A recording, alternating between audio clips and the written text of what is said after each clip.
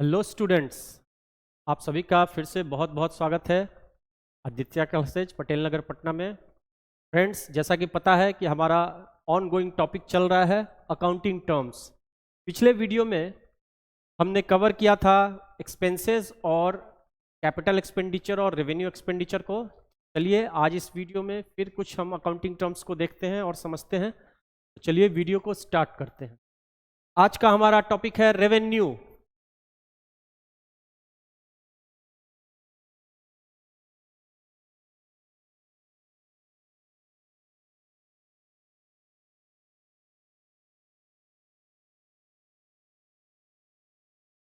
Revenue revenue को सामान्य भाषा में कहा जाता है राजस्व। राजस्व इनकम ऑफ और रेगुलर और recurring nature from any source.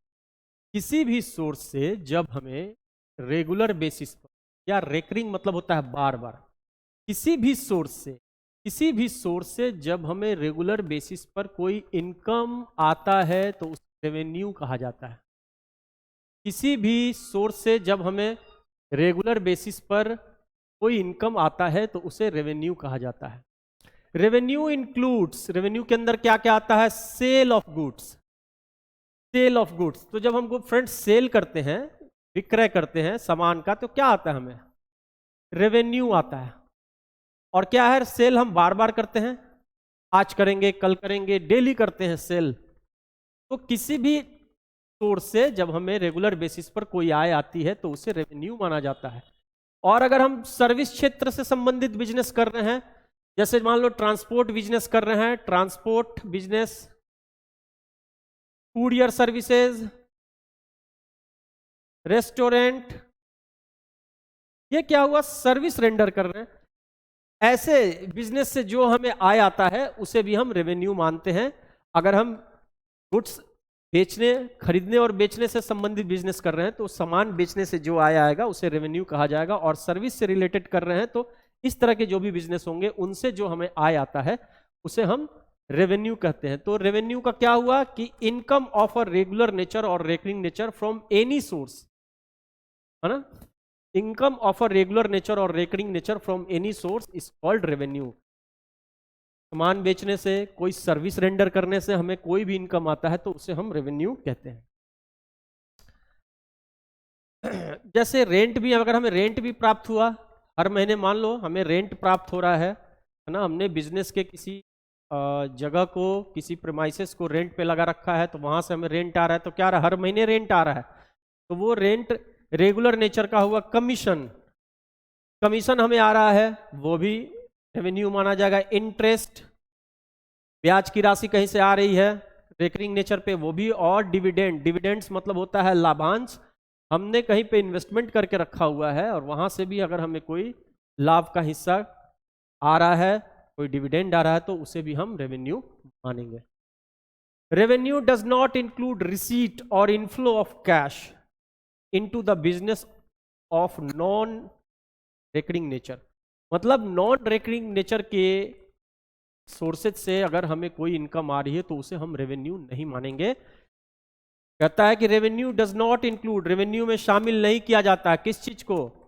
कोई भी राशि हमें प्राप्त हो रही है या किसी तरह का बिजनेस में कैश आ रहा है, किस तरीके के बिजनेस से? नॉन रेकरिंग नेचर के बिजनेस से। नॉन रेकरिंग नेचर के सोर्सेज से अगर हमें किसी तरीके का कैश इनफ्लो बिजनेस में आ रहा है या कोई राशि प्राप्त हो रही है तो उसे हम रेवेन्यू नहीं मानेंगे।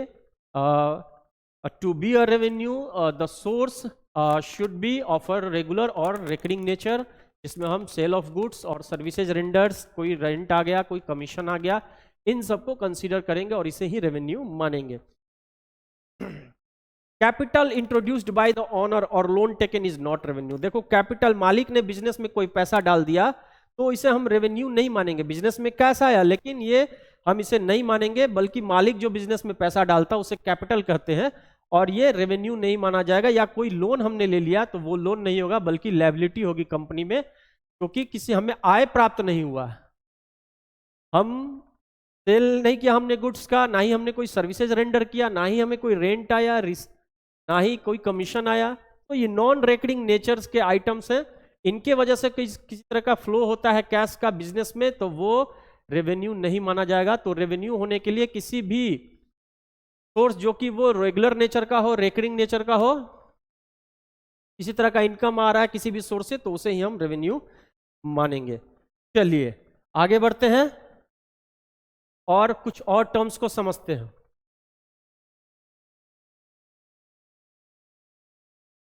आइए, अब है सेल्स। सेल्स क्या होता है, आइए सेल्स को समझते हैं।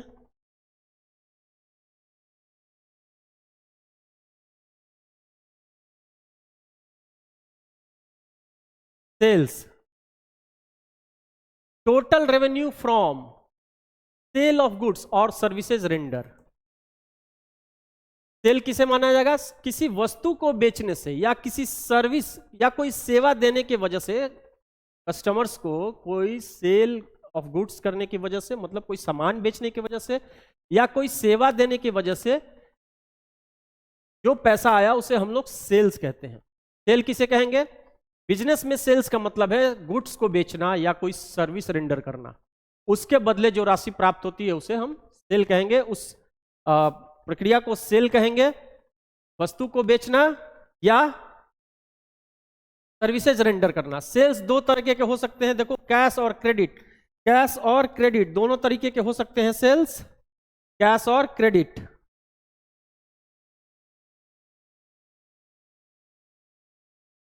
कैश और क्रेडिट हो सकते हैं। सेल्स क्या हो सकते हैं, कैश भी हो सकता है और क्रेडिट भी, मतलब नगद और उधार में भी हम सेल कर सकते हैं। नगद में और उधार दोनों तरीके से सेल्स किया जा सकता है। तो सेल ऑफ गुड्स, सेल में क्या शामिल होगा, कोई सामान बेच रहे हैं या अगर हम कोई सर्विस रेंडर कर रहे हैं तो वो सेल में शामिल किया जाएगा। किसी सेवा क्षेत्र से संबंधित कोई बिजनेस कर रहे हैं, अभी मैंने बताया ट्रांसपोर्ट सेवा दे रहे हैं हम, कुरियर दे रहे हैं, रेस्टोरेंट फैसिलिटीज दे रहे हैं, या किसी तरीके का कोई भी सर्विस क्षेत्र से रिलेटेड बिजनेस कर रहे हैं तो उसे हम कस्टमर्स को दे रहे हैं, तो वो सेवा देना सेल कहलाएगा। और सामान बेचना, गुड्स प्रोड्यूस कर रहे हैं या बना बनाया माल खरीद के बेच रहे हैं तो उसे हम लोग सेल्स माने। प्रॉफिट, प्रॉफिट मतलब क्या होता है, लाभ। लाभ, excess of revenues of a period over expenses of an accounting period is called profit.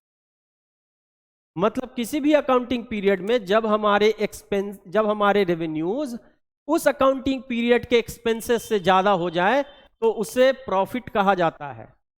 जब किसी भी अकाउंटिंग पीरियड के रेवेन्यूज उस अकाउंटिंग पीरियड के एक्सपेंसेस से ज्यादा हो जाए तो इन दोनों के डिफरेंस को प्रॉफिट कहा जाता है।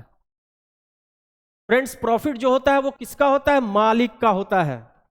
तो जब प्रॉफिट होता है तो मालिक का कैपिटल या उसका इन्वेस्टमेंट बढ़ जाता है। Profit is added to the capital और investment of the owner. Profit increases the amount of investment और the capital of the owner. Profit जो होता है वो मालिक का होता है और इसकी वजह से कैपिटल या मालिक के इन्वेस्टमेंट में बढ़ोतरी होती है, उसे उस कैपिटल में जोड़ दिया जाता है या इन्वेस्टमेंट में जोड़ दिया जाता है। तो प्रॉफिट को समझना बहुत ही आसान है। किसी भी अकाउंटिंग पीरियड का रेवेन्यू उस अकाउंटिंग पीरियड के एक्सपेंसेस से ज्यादा हो जाए तो उसे प्रॉफिट कहा जाता है। आइए, अब ठीक उल्टा इसका क्या हो जाएगा, लॉस, हानि। Excess of expenses of a period, excess of expenses of accounting period over revenues of an accounting period is called losses। किसी भी अकाउंटिंग पीरियड में जब हमारा एक्सपेंसेस उस अकाउंटिंग पीरियड के रेवेन्यू से ज्यादा हो जाए, मतलब हमने खर्च ज्यादा कर दिया, हमारा राजस्व कम है, हमारा रेवेन्यू कम है, मतलब हमें गुड्स को सेल करने की वजह से या अगर हम सर्विस दे रहे हैं तो सर्विस रेंडर करने की वजह से जो राशि आई है वो हमारे एक्सपेंसेस से कम है, तो ऐसे केस में हमें लॉस होता है। लॉस क्या करता है, लॉस जैसे प्रॉफिट मालिक का हिस्सा, मालिक का है, वैसे ही लॉस जो है वो भी मालिक का है। And due to loss the amount of capital और investment is reduced. Loss capital और इन्वेस्टमेंट को, मालिक के इन्वेस्टमेंट को रिड्यूस कर देता है, उसे कैपिटल में से या मालिक के इन्वेस्टमेंट में से घटा दिया जाता है, रिड्यूस कर देता है। प्रॉफिट जैसे मालिक का, वैसे ही लॉस मालिक का। प्रॉफिट अगर होता है तो मालिक का कैपिटल बढ़ता है, उसी तरह से जब हानि होगी तो मालिक का कैपिटल घट जाएगा। ठीक है, तो चलिए आगे चलते हैं। अब समझते हैं ड्रॉइंग्स। ड्रॉइंग मतलब होता है आहरण।